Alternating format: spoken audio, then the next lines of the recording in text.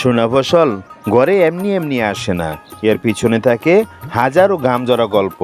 হাহাকারযুক্ত মাঠগুলো সবুজ রঙে পরিণত করতে এবং সোনা ফসল ফলাতে কৃষকের অবদান যেন শেষ নেই।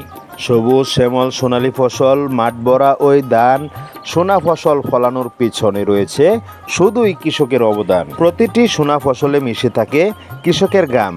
কৃষি কাজগুলো অত্যন্ত কষ্ট, কিন্তু আরও কষ্ট লাগে সার কীটনাশক এর দাম বাংলাদেশে অনেক বেশি। কৃষকদের নিয়ে কথা বলার যেন কেউ নেই। সম্মানিত ভিউয়ার্স, আসসালামু আলাইকুম রহমতুল্লাহ। গ্রাম বাংলা কৃষি দৃশ্যে আপনাকে স্বাগতম। কৃষক হওয়া এত সহজ না। গায়ের ঘামগুলো ঝরাইতে হয় এবং প্রচুর পরিমাণে কষ্ট করতে হয়। 2-4 মুড়ি ধান কাটতে বলেন আমি কৃষকের সন্তান, আমি কৃষক। কৃষকদের জন্য মায়া দেখাইতে আসেন, এই কাজগুলো করবেন না।